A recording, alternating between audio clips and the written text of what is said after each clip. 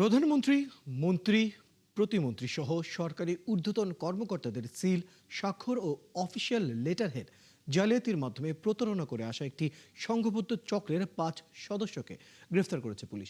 বিকেলে ডিএমপির মিডিয়া সেন্টারে সংবাদ সম্মেলনে অতিরিক্ত পুলিশ কমিশনার শফিকুল ইসলাম জানান, একাধিক সরকারি অফিসে নিয়োগ, পুনর্বহাল সহ চাকরির লোভ দেখিয়ে প্রতারণা করত তারা। জানাচ্ছেন নাদিয়া শারমিন। ২০০৬ সালে তখনকার শ্রম ও কর্মসংস্থান মন্ত্রণালয়ের অধীন ৭ টিটিসি স্থাপন শীর্ষক প্রকল্পে ইলেকট্রিশিয়ান হিসেবে নিয়োগ পান ফারুক হোসেন। ২০১৪ সালে চাকরি যায় বিধিভঙ্গের অভিযোগে। এরপর তাকে পুনর্বহাল করতে নিজেই প্রধানমন্ত্রী এবং মন্ত্রী প্রতিমন্ত্রীর সিল ব্যবহার করে ভুয়া সুপারিশের চিঠি বানান। এরপর প্রধানমন্ত্রীর প্রোটোকল অফিসারের ছবি ব্যবহার করে একটি ভুয়া হোয়াটসঅ্যাপ অ্যাকাউন্ট খুলে সেই চিঠি পাঠান সচিবকে। প্রধানমন্ত্রীর গুরুত্বপূর্ণ চিহ্নিত করা সিলের নকলও করেন তিনি। চিঠি পেয়ে সেই সচিব বিষয়টি প্রবাসী কল্যাণ মন্ত্রীর সাথে আলোচনা করতে গেলে টের পাওয়া যায় এই প্রতারণার জাল। এরপর মন্ত্রী সাহায্য নেন গোয়েন্দাদের। ধরা পড়ে ফারুক সহ তার প্রতারক দলের ৫ জন।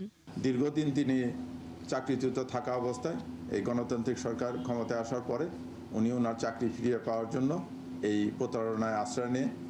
সেই প্রতারণায় আশ্রয়ের ক্ষেত্রে উনি প্রধানমন্ত্রীর কার্যালয়ের সিল ব্যবহার করেন, প্যাড ব্যবহার করেন, ৪ জন মন্ত্রীর নাম ব্যবহার করেন, করে একটা চিঠি পাঠান। তদন্তে জানা যায় এই সংঘবদ্ধ জালিয়াতি চক্র বিভিন্ন প্রতারণামূলক তদবির চালাতো।